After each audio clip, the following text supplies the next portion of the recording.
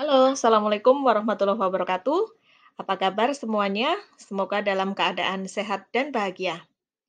Bapak Ibu Guru, di sini saya akan mempresentasikan hasil diskusi kelompok 2, merencanakan prakarsa perubahan untuk mewujudkan visi. Dalam tugas ruang kolaborasi modul 1.3 di calon guru penggerak angkatan 6. Adapun tugas ini adalah tugas dari kelompok 2 yang anggotanya adalah Ibu Twi Kanti, Ibu Siti Alfiah, Ibu Nuri, Pak Jati, dan juga saya Asih Prihatin. Hasil diskusi kelompok kami terkait visi adalah terwujudnya murid yang berkarakter profil pelajar Pancasila, berprestasi, terampil teknologi, berbudaya, dan berwawasan lingkungan. Dalam kegiatan diskusi, kita saling berbagi permasalahan serta kita menemukan solusi atas permasalahan tersebut. Permasalahan yang sering dihadapi di sekolah kita adalah terkait dengan perilaku atau sikap dari peserta didik. Dan selanjutnya kita berpikir bagaimana menebalkan perilaku baik peserta didik serta menipiskan perilaku yang tidak baik dari mereka. Di sini kita jabarkan ada aset yang sebenarnya sudah dimiliki oleh anak-anak kita. Apa saja?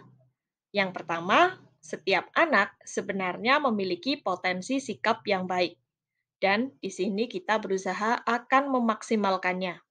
Yang kedua, anak didik kita ada di lingkungan yang religius. Kemudian setiap anak memiliki keyakinan agama dan guru memiliki kompetensi kepribadian yang baik. Adapun tantangannya adalah mengarahkan murid untuk menerapkan budaya 5S, yaitu senyum, sapa, salam, sopan, santun, sehingga mereka memiliki budi pekerti yang luhur. Tantangan berikutnya adalah kita menumbuhkan rasa simpati dan empati murid terhadap teman sehingga mereka dapat menempatkan diri sesuai situasi dan kondisi. Yang berikutnya, membangkitkan semangat menjaga teman atau joko konco sehingga mereka saling melindungi. Dan yang terakhir adalah menumbuhkan rasa persaudaraan sehingga mereka sadar bahwa kita semua adalah bersaudara. Terkait dengan aksi yang dilakukan adalah kita merencanakan membiasakan gerakan 5S dengan cara menyambut siswa di gerbang sekolah secara bergiliran. Kemudian guru dan siswa melakukan salam bahagia, kemudian mengadakan literasi digital berupa menonton film maupun membuat komik digital dan lainnya. Kemudian, guru mengadakan dinamika kelompok pada proses pembelajaran untuk menumbuhkan rasa peduli dan persaudaraan antar teman. Yang berikutnya adalah guru berpesan kepada murid tentang nilai-nilai karakter yang harus dimiliki dan dikembangkan melalui amanat upacara. Setelah aksi, selanjutnya adalah pembelajaran. Ini merupakan rangkaian dari atap. Dan di pembelajaran ini, anak memahami dan menerapkan pentingnya sikap 5S, peduli terhadap teman, dan mampu berempati terhadap kesulitan orang lain, sehingga diharapkan dapat tumbuh menjadi pelajar dengan profil Pancasila. Berdasarkan gambaran sebelumnya, maka kita menyimpulkan untuk menentukan prakarsa perubahan. Dan prakarsa perubahan itu adalah menguatkan sikap sopan, santun, peduli teman, simpati, dan empati dengan salam bahagia untuk menumbuhkan karakter berakhlak mulia. Jadi di sini diharapkan dengan salam bahagia maka karakter peserta didik dapat berkembang, akhlaknya menjadi semakin baik, menjadi pemuda dengan profil Pancasila dan tentunya akan mudah mendapatkan prestasi serta keterampilan dalam kehidupan sehari-hari. Dan untuk mewujudkan visi dilakukan dengan sebuah pendekatan inquiry apresiatif dan di inquiry apresiatif ini melalui kanvas Bagja. Berikut Bagja dalam diskusi kami. Yang pertama, B. Buat pertanyaan utama. Pertanyaannya adalah, apa yang harus saya lakukan untuk menguatkan sikap sopan, santun, peduli, teman, simpati, dan empati pada murid agar berakhlak mulia? Dan tindakan yang perlu kita lakukan adalah membiasakan gerakan 5S, melakukan salam bahagia setiap masuk kelas maupun setiap bertemu dengan Bapak, Ibu guru, dan teman. Adapun salam bahagia ini adalah senyuman dari Bapak Ibu guru, sapaan dari Bapak Ibu guru maupun dari murid dengan murid maupun dengan warga sekolah lainnya. Dan dapat dikembangkan pula dilakukan di saat sebelum atau di akhir pembelajaran dengan melakukan game atau kuis atau permainan atau modifikasi lainnya. Jadi intinya adalah saling menyapa bisa dilakukan dengan modifikasi dan kreasi dari Bapak Ibu guru.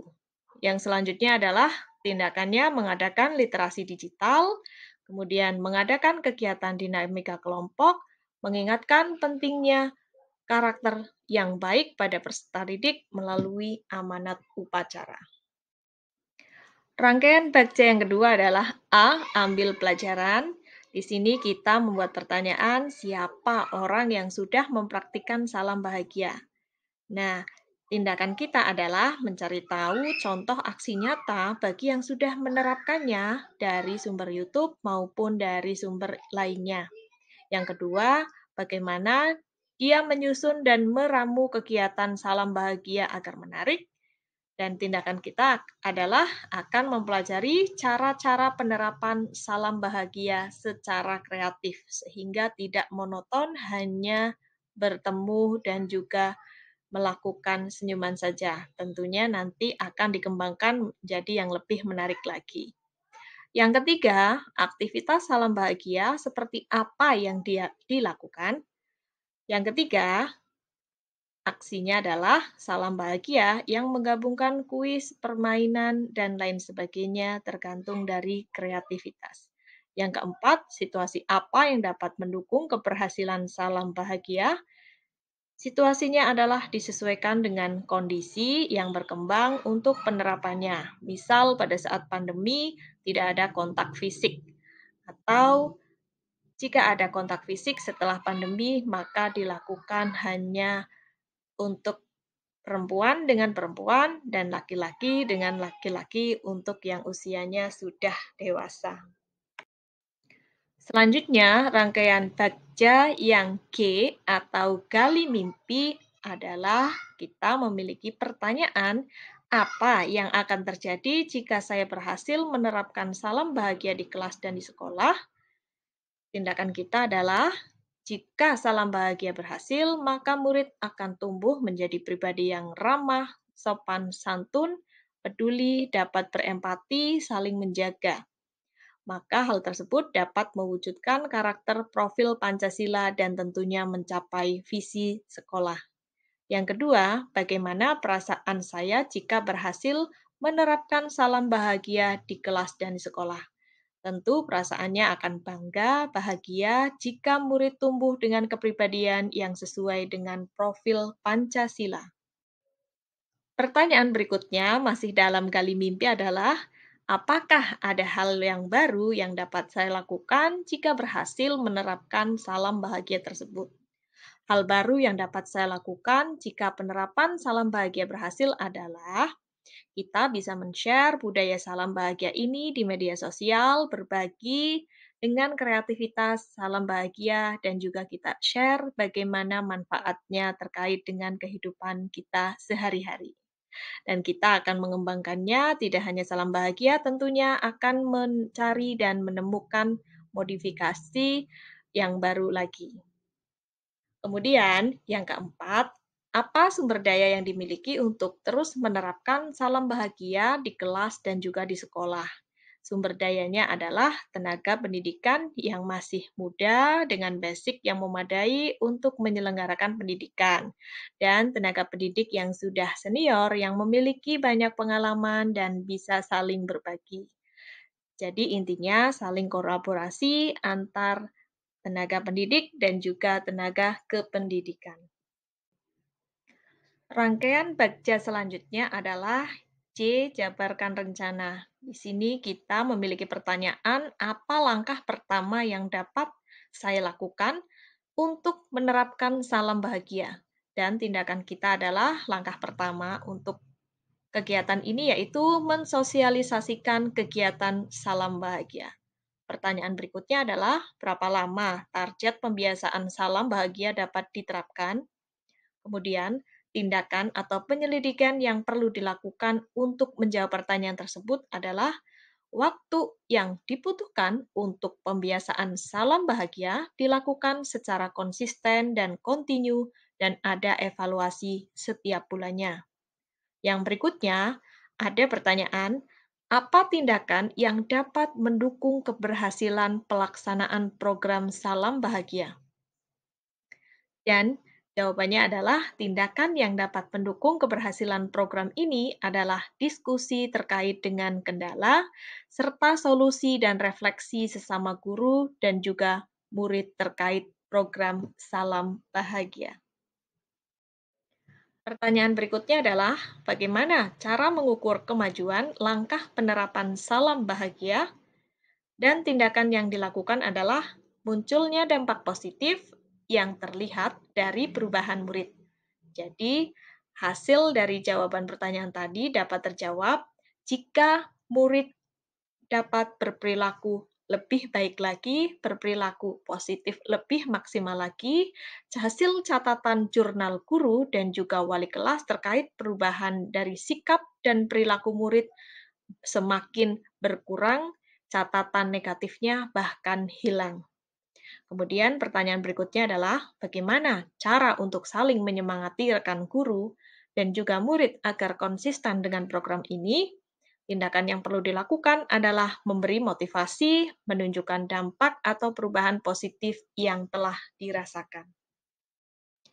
Dan rangkaian terakhir dalam kanvas bagja adalah A. Atur eksekusi. Satu pertanyaan yang muncul adalah, siapa yang bisa mengarahkan atau memantau dalam menguatkan sikap sopan, santun, peduli teman, simpati, dan empati pada murid agar berakhlak mulia? Untuk menjawab pertanyaan ini adalah kita mengajak dan berkolaborasi dengan wali kelas, rekan guru lain untuk mengobservasi siswa melalui jurnal atau catatan anekdot. Tentunya juga koordinasi dengan wali murid. Yang selanjutnya adalah memberikan refleksi dengan penilaian antar teman. Demikian hasil diskusi dari kelompok 2 dalam demonstrasi kontekstual modul 1.3. Terima kasih, semoga bermanfaat. Assalamualaikum warahmatullahi wabarakatuh.